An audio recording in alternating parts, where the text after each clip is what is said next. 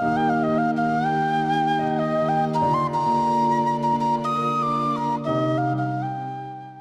person who thinks all the time has nothing to think about except thoughts. So, he loses touch with reality and lives in a world of illusions. By thoughts, I mean specifically chatter in the skull, perpetual and compulsive repetition of words, of reckoning and calculating. I'm not saying that thinking is bad. Like everything else, it's useful in moderation. A good servant, but a bad master. And all so-called civilized peoples have increasingly become crazy and self-destructive because through excessive thinking they have lost touch with reality. That's to say, we confuse signs, words, numbers, symbols, and ideas with the real world. Most of us would have rather money than tangible wealth, and a great occasion is somehow spoiled for us unless photographed. And to read about it the next day in the newspaper is oddly more fun for us than the original event. This is a disaster. For as a result of confusing the real world of nature with mere signs, such as bank balances and contracts, we are destroying nature. We are so tied up in our minds that we've lost our senses. Time to wake up. What is reality? Obviously, no one can say because it isn't words. It isn't material. That's just an idea. It isn't spiritual. That's also an idea, a symbol. Reality is this.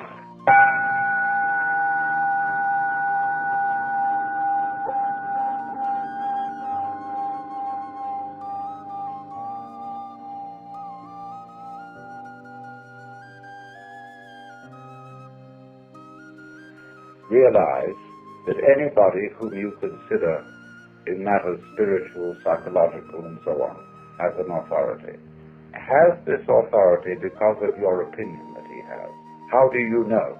If you say, for example, like a Protestant fundamentalist, that you believe in the Bible, that the Bible is inspired, or you may say, as a more liberal kind of Christian, that Jesus Christ is the greatest being that ever lived on earth.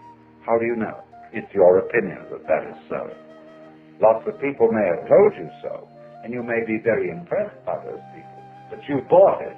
And so therefore, if you say, well, I would like to become like that, that's an expression of the way you are.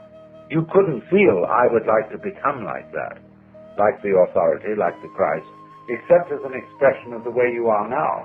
And the way you are now is the quaking mess. And therefore, your emulation, your desire, your idealism to become like Christ is merely one of the appetites of your quaking mess. It's an expression of you as you are. And don't fool yourself. I'm not trying to put you down by talking about the quaking mess. The quaking mess may be, in fact, something very, very natural. The way we are, state of affairs, and we shouldn't be ashamed of it. I'm not ashamed of it. I've told you of its ranking. But it is important not to fool oneself about this. But there doesn't there, seem to remain a problem about existence, about being alive. Very basic in our thinking is that we, as it say, one must live. We need to survive, to go on. We need, therefore, money for food, for this, that, and the other. We must go on. And we know that we're not going to get away with it for very long. That after a certain number of years, we're going to die. But the thing is going to end. The thing that we call I is going to be as it is in sleep. But that between now and that happening, there may be the most ghastly pains.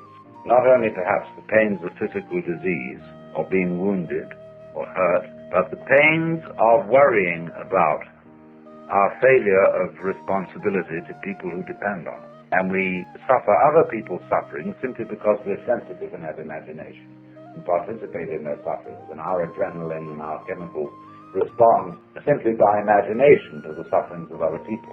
And what about that? And so we can look at these problems and say, now, quite obviously, all these problems cannot be solved in a physical way. That is to say, we do not expect in our lifetime that medical skill will make us exempt from death. We do not seriously expect that human beings will all learn to be nice to each other and will refrain from war and horrors of that kind, racial prejudice and so on.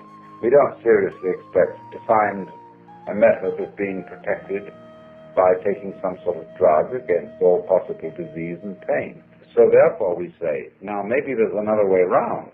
Maybe that instead of solving these problems at the technical level, we could solve them at the psychological and spiritual level by so disciplining ourselves, by so doing something with ourselves, that we wouldn't be afraid of it anymore. And so, in accord with that motivation, we seek out spiritual teachers, psychological teachers, this, that, and the other.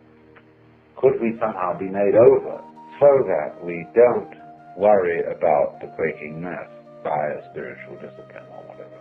And you see, if you examine that this wanting to overcome the quaking mass and not have it anymore, that precisely is the quaking mass.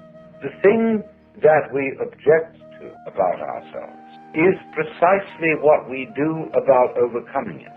In other words, the activity that we employ in overcoming it is the mess that we object to. Do you see that? And it's very important to realize. And if you do realize it, you raise the question, then what can I do? What can I do to transform the quaking mass into the state of mind of the true mystic? Well, if you are the quaking mass, there's obviously nothing you can do to transform yourself into the state of mind which you idealize was that of being the true mystic, the Christ, the saint, or whatever.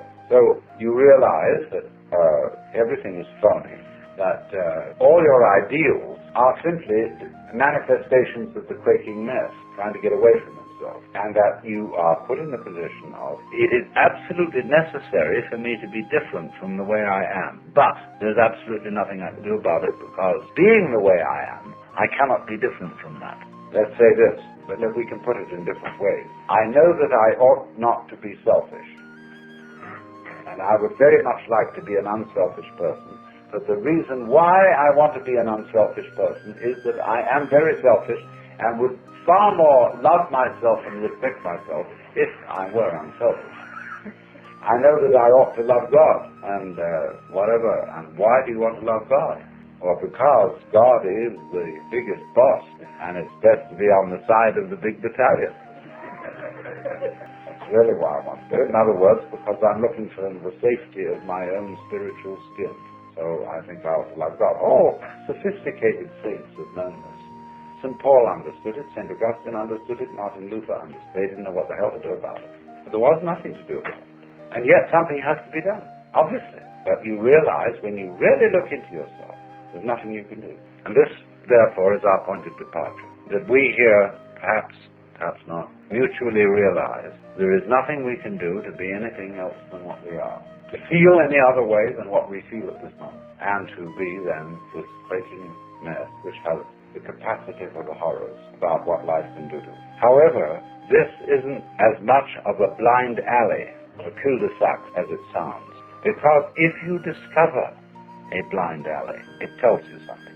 Watch the flow of water when it crosses over an area of land, and you will see that it puts out fingers, and some of them stop, because they come into blind alleys. And the water doesn't pursue that course. It simply rises, and then it finds a way it can go. But it never uses any effort. It only uses weight, gravity. It takes the line of least resistance, and eventually finds a course. Now we will do the same thing, only we're ashamed of it. But we're going to do it anyhow. We think that when we come to a dead end, a blind alley, oh, I failed. Supposing the water, at each place where a finger of water stretches out over dry ground and doesn't go any further because the land is too high, the water would say to itself, I failed. We would say it was neurotic water. Just wait, and it will find a way. Now, when you find, you see, that there's this predicament that I've been describing to you, that there's no way of transforming yourself to become this fearless, joyous, divine being as distinct from the quaking mass. When you say no way, this is not a gloomy announcement. It is a very, very important communication. It's telling you something. Because like the land is telling the water, this isn't the way to go. There's another way. Try over here. So in the same way, life is telling you that's not the way to go. It's telling you, the message underlying this is you cannot transform yourself.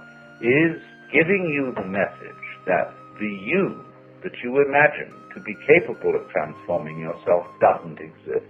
In other words, an ego, an I, separate from my emotions, my thoughts, my feelings, my experiences, who it's supposed to be in control of, cannot control them because it isn't there. And as soon as you understand that, things will be vastly improved. Now, we can go into this. What do you mean by the word I? We're going to make some experiments. I myself, your personality, your ego, what is it? Well, first of all, obviously, it's your image of yourself. It's composed of what people have told you about yourself, who you are, how they've reacted to you, and given you an impression that that's the sort of person you are. It's all your education goes into this, the style of life you put on, and so forth. But it's an image, it's an idea. It's your thought about yourself, and I suppose yourself is in fact not this, but is, to begin with, your total physical organism, your psychological organism, and beyond that, an organism doesn't exist as an isolated thing any more than a flower exists without a stalk, without roots, without earth. So in the same way, although we are not stalked on the ground, we are nevertheless inseparable from a huge social context. Well, to begin with, parents, siblings, people who work for us, everything. I mean, it's just impossible to cut ourselves off from a social environment, and also, furthermore, from a natural environment. We are that. There's no clear way of drawing the boundary between this organism and everything that surrounds it. And yet, the image of ourselves that we have does not include all those relationships. Our idea of personality of ourselves includes no information whatsoever about the hypothalamus, an organ of the brain, the pineal gland, really of the way we breathe, of how our blood circulates, of how we manage to form a sentence, how we manage to be conscious, how you open and close your hand. The information contained in your image of yourself contains nothing about all that, and therefore, obviously, it's an extremely inadequate image. But nonetheless, we do think that the image of self refers to something, because we have the impression, very strongly indeed, that I exist. And this isn't just an idea. We think, my God, it's a feeling. It's really substantially there in the middle of it. And what is it? What do you actually sense? Like, when you're sitting on the floor and you feel the floor is there and it's real and hard. Okay, what are you sitting on the floor? What do you have the sensation of? That's you here when you're not hitting yourself. What is it? Well, in what part of your body do you feel yourself? The real I existing. We can explore this very deeply, but I'm going to give you a preliminary and superficial answer. The sensation which corresponds to the image of ourselves is a chronic muscular tension, which has absolutely no useful function whatsoever. It is when you try, say, to concentrate. What do you do when you try to pay attention?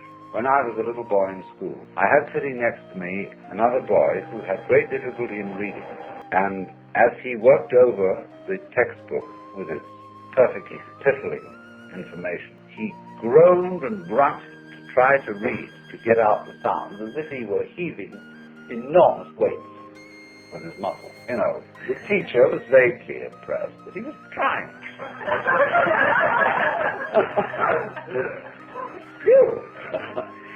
It had absolutely, all this tying yourself up into a knot has absolutely nothing to do with the way your mind works. Because look, if you try to see hard, look very intense, and you make tight muscles around here, and maybe you clench your jaws a bit. If anything, that will make your vision more fuzzy. Because if you want to see something clearly, you must not make an effort. You must simply trust your eyes and your nervous system to do their thing. So you just look like that. I was writing the other night, and I completely forgot somebody's name. But I knew that eventually my memory would produce it. And I just sat for a while and said to my memory, you know very well who this person is. Please give me the answer. And said, boing, there it was.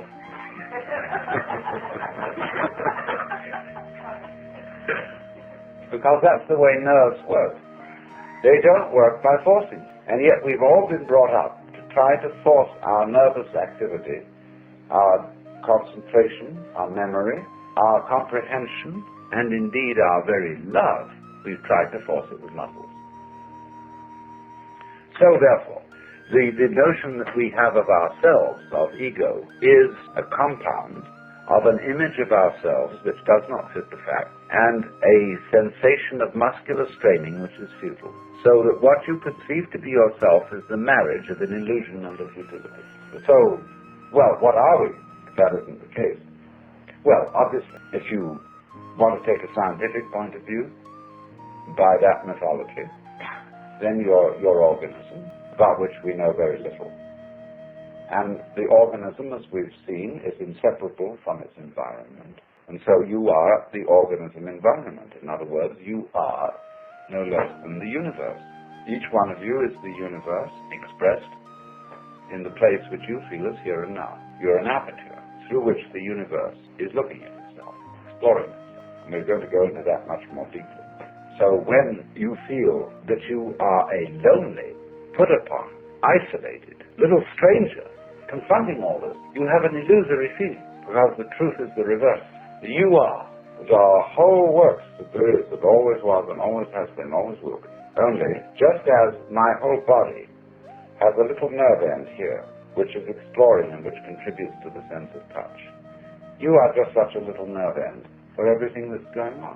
Just as the eyes serve the whole body and help it to find its way around, so you are, as it were, serving the whole universe. You're a cell in it, and it's exploring itself.